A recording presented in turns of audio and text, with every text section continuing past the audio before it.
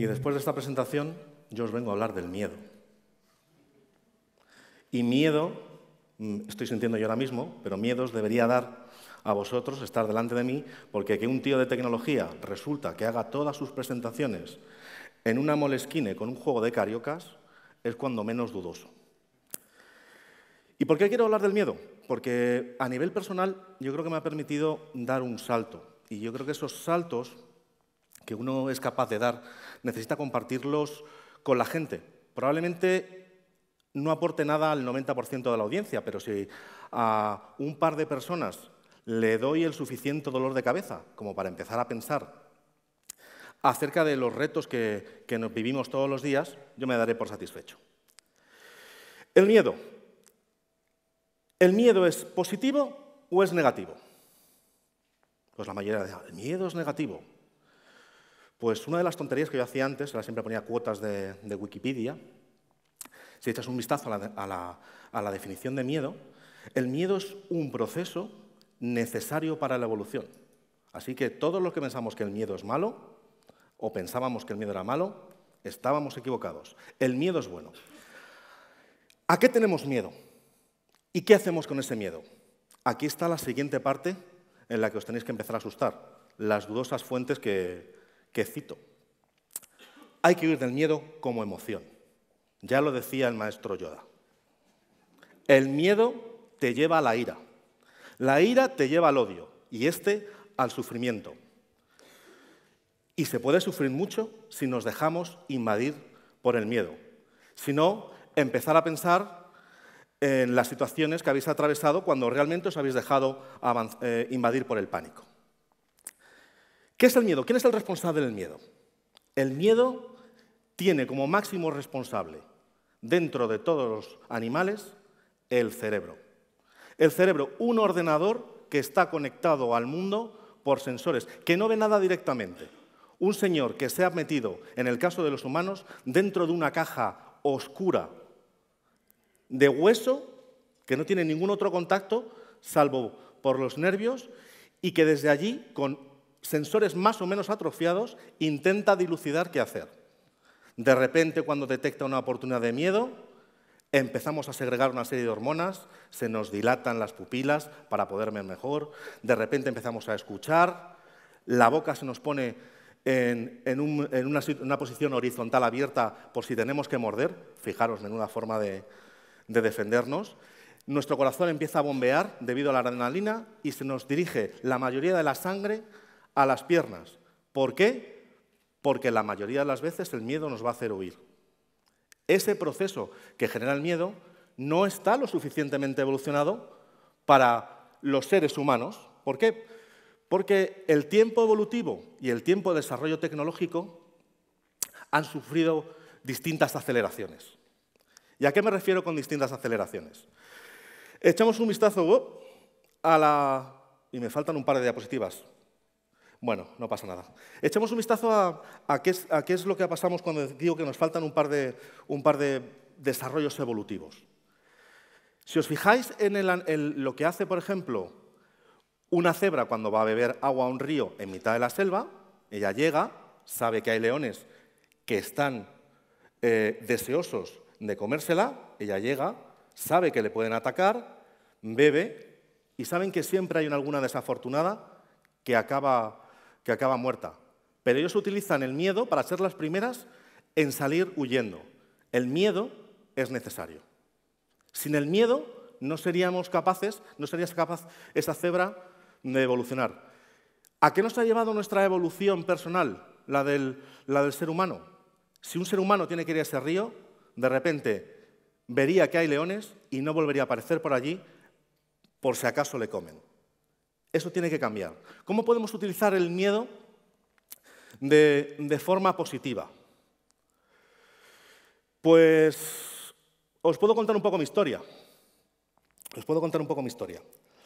Yo resulta que soy ingeniero industrial, acabo mi carrera, pertenecía al grupo al que mis padres habían determinado que debería pertenecer. Empiezo a trabajar en el departamento de ingeniería de una constructora de Ferrovial, fabuloso. Me planto un día, sufro miedo y de repente descubro que eso no está hecho para mí, que a mí me gustan las teclas, que a mí no me gusta para nada el mundo del hormigón. Utilizo ese miedo para dar un salto y empezar a buscar un trabajo en otro sitio. Y esa fue la última vez en mucho tiempo que utilicé el miedo y no me di cuenta. De repente me meto en el mundo de la tecnología y empiezo a trabajar como vínculo entre los laboratorios de investigación y desarrollo y las compañías operativas. Es decir, el señor que en algún momento es capaz de coger el pegamento del POSIT que no funciona y acaba discutiendo con la gente, encontrando una utilidad a ese posible fracaso. Pues yo me dedicaba a hacer eso. Yo he tenido la suerte de ir a Palo Alto, he tenido la suerte de ir a Park, a Grenoble, donde había también otro de los centros mayores de investigación tecnológica, y veíamos prototipos. Estando allí tenía una vida supuestamente buena, es decir, yo tenía la capacidad de trabajar en lo que me gustaba e intentar contagiar a la gente de las cosas que creía que les podía aportar valor. Se da una circunstancia. En ese momento dicen, mira, este chaval es espabilado. Fijaros, somos una multinacional americana, no tenemos diversidad, no tenemos demasiados españoles metidos en la corporación. A este chaval le largamos para Londres. 35 años, ganaba una fortuna, tenía chofer, vivía en la zona más pretenciosa, más pija de todo Londres, en Kensington, en el Hilton, tenía tarjeta platino, y resulta que me empiezo a meter en un bucle en el que yo no dominaba. Yo dejé de tener la capacidad de coger y trabajar en aquello que me gustaba. Y me inunda la tristeza. Y no llego a tener el suficiente miedo como para poder evolucionar hasta que llega un momento. Llega un momento en el que vuelvo a España, porque yo viajaba todas las semanas en avión, vuelvo a España y cuando a mi hija le pregunto dónde está papá, señala el teléfono, descubro que estoy haciendo una cosa que no está demasiado bien. Digo, resulta que me estoy perdiendo la parte que más me interesa de mi vida, que es la de poder hacer aquello en lo que soy capaz de aportar valor a la gente. Mi familia, mi hija, que está creciendo y que piensa que su padre es una voz que le habla detrás de un teléfono, me la estoy perdiendo por un trabajo que en realidad no me gusta. ¿Qué decido hacer? Cierro y digo, señores, dimito. Me vuelvo a España, vuelvo a mi casa y establezco una empresa, me meto en un proyecto en el que empiezo a crear la empresa en la que a mí me hubiese gustado trabajar. Una empresa en la que yo fuese capaz de aportar tanto a la gente como la gente me aporta a mí. Una empresa que fuese lo suficientemente abierta. Y resulta que tenemos una empresa, nuestro proyecto personal, una empresa en la que han trabajado más de 200 personas y ninguna de ellas están en plantilla. Ahora que se habla mucho del crowdsourcing o el crowdfunding, pues nuestra empresa es algo así. Es decir, muchas de las cosas que hoy en día hace que nuestra empresa funcione es haber tenido la oportunidad de coger y trabajar y transmitir a la gente la parte positiva de la vida. Hace un año y 12 días, resulta que tuve que analizarme a mí mismo y me detectan que tengo un tumor en la cabeza a consecuencia de un semioma en un testículo, una enfermedad que me ha costado un huevo, porque se me lo quitaron. Resulta que me cogen y con la típica mano izquierda que caracteriza a los médicos, me dicen que me quedan 16 meses de vida. Y dices, ¡ostras! 16 meses de vida.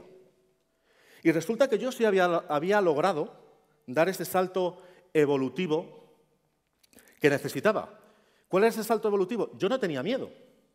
Resulta que lo que me hizo percibir esto es, primero, no tenía miedo, era la confirmación de que la decisión del haber analizado cuáles eran los problemas que me oprimían, Y haber utilizado el mecanismo de miedo, ese que te hace llegar al borde y tener que tomar la decisión, me había obligado. Entonces, sabía que el miedo no era morirme, porque como sabía que era obvio que me iba a morir, pues decía, pues mira, vamos a ver. Entonces, hice balance de lo que había hecho en mi vida. Y lo que había hecho en mi vida hasta ese momento era fabuloso. ¿Por qué? Porque no tenía ninguno de los temidos ISIS. ¿Y qué son esos ISIS? Y me falta la otra diapo que echo de menos. Pues el ISIS es que no hace mucho tiempo, hace 5 años, y ese fue el primer momento en el que me planteé que deberíamos dar un giro a nuestra forma de percibir la vida, me encontré por Facebook, esas tonterías que nos da por hacer ahora la gente, encontré por Facebook a una chica, Verónica. Estuvo veraneando conmigo 11 años en un pequeño pueblo de Alicante, se llama La Vila, y yo desde los 13 años me moría por sus huesos y nunca le dije nada. Y desde ese momento yo siempre me había planteado la barrera del ¿y si? ¿Y si le hubiese dicho algo? He descubierto hace relativamente poco que ella también estaba por mis huesos, cosa que hemos perdido los dos el tiempo durante mucho tiempo. Y esto me ha hecho ver que hay que dar este salto. No debemos permitirnos que por pertenecer, y esas son las principales causas del miedo, desde la más simple a la más complicada, que es, no debemos permitir que, y no debemos dejar que el proceso del miedo no nos deje ver cuál es su fin, que es que evolucionemos. El miedo no es acabar saliendo corriendo de las decisiones, nos tiene que ayudar a tomarlas. Entonces, tener el miedo de debo pertenecer al grupo. Yo estaba en los elegidos. Yo podía haber tenido una carrera profesional tranquilamente en una gran corporación que no me aportaba nada a mí mismo. Tenía un plan de carrera, es decir, ¿y si salgo de aquí, qué es lo que voy a hacer? ¿Dónde voy a acabar trabajando?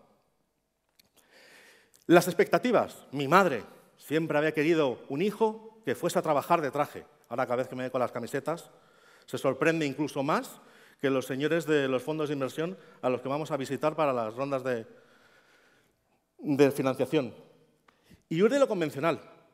Nadie aporta nada a esta sociedad si no es diferente. Tenemos que aprender a no tener miedo a ser diferentes. Ser diferentes enriquece a la sociedad. Y lo que es más difícil, y yo creo que es la mayor barrera que tenemos, es debemos perder el miedo a ser nosotros mismos, porque siendo nosotros mismos brillaremos mucho como personas y destacaremos en algo. Y muchas veces, por tratar de pertenecer al grupo, por mantenernos dentro del rebaño, no lo hacemos. Y me gustaría acabar con una pequeña cita de un libro de Marianne Williamson, que aparece en una película, que creo que resume bastante el espíritu de todo lo que os he contado. Esta era la chica. Esta es la vida, que está siempre... Porque la verdad es que siempre pensamos, tenemos miedo a las sorpresas. O sea, tenemos miedo a las sorpresas, no nos gusta encontrarnos y la vida es siempre una sorpresa. Jolines, estaban todas puestas en mal orden. Este es el vídeo. Our deepest fear is not that we are inadequate. Our deepest fear is that we are powerful beyond measure. It is our light, not our darkness, that most frightens us. Your playing small does not serve the world. There is nothing enlightened about shrinking so that other people won't feel insecure around you.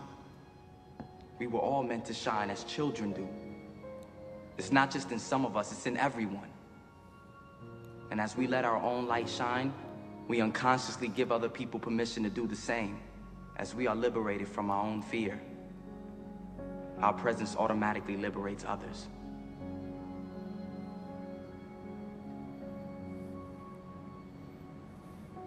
Sir, I just want to say thank you. You saved my life.